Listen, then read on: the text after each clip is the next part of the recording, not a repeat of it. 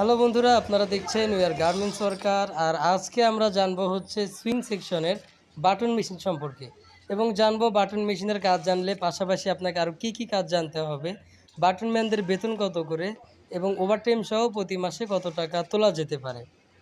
তো তার আগে একটা কথা বলতে চাই, যারা নতুন গার্মেন্টসে কাজ করতে যাচ্ছেন বা ট্রেনিং সেন্টার থেকে বা অন্য কোথাও থেকে কাজ শিখে আসতে চাচ্ছেন বা হেল্পারি করছেন, কি মেশিনের কাজ শিখবেন বুঝতে পারছেন না, তাদেরকে বলবো আপনারা এই বাটন মেশিনের কাজটা শিখে আসুন। বাটন বারটেক হোল যে কাজগুলো আছে এগুলো শিখে আসুন। সেক্ষেত্রে আপনাদের বেতনও অনেক বেশি থাকবে, কাজটাও অনেক সহজভাবে এবং রিল্যাক্সভাবে করতে পারবেন। পরিশ্রমও অন্য কাজের চাইতে অনেকটা কম বলে আমার কাছে মনে হয়। তো চলুন শুরু করে দিই। এই বাটন মেশিন যারা কাজ করে, বাটন মেশিনের যারা কাজ করে তারা সাধারণত আরও 3টা কাজ জানে। সেগুলো হচ্ছে বারটেক, বাটন এবং হোল এবং হচ্ছে সেলাপ বাটন। এই 4টা কাজ তারা জেনে থাকে। তো এই বাটন মেশিনেই কিন্তু বারটেক করা যায়, হোল মেশিনের আলাদা কাজ হোল করার জন্য, এবং এই যে সেলাপ বাটন এটাও আলাদা মেশিনের কাজ। কিন্তু এই কাজগুলো মোটামুটি যদি আমরা এক পাশাপাশি রাখি তাহলে একদম সেম কাজ মনে হবে এবং অনেকটা সহজ কাজ মনে হবে। তো এই 4টা কাজ বাটন ম্যানদের অবশ্যই জানা থাকতে হবে।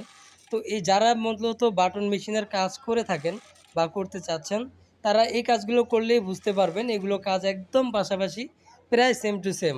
সেই জন্য এই কাজগুলো করতে কোনো সমস্যা হয় না। তো যেহেতু তারা 4টা মেশিনের কাজ জানে বা 4টা কাজ জানে এবং এই কাজগুলো পাশাপাশি, সেক্ষেত্রে তাদের বেতন কিন্তু হাই থাকে, 14,000 15,000 টাকা বেতন থাকেই। তো আপনারা যারা কাজ শিখে আসতে চাচ্ছেন তারা এই কাজটা শিখে আসতে পারেন।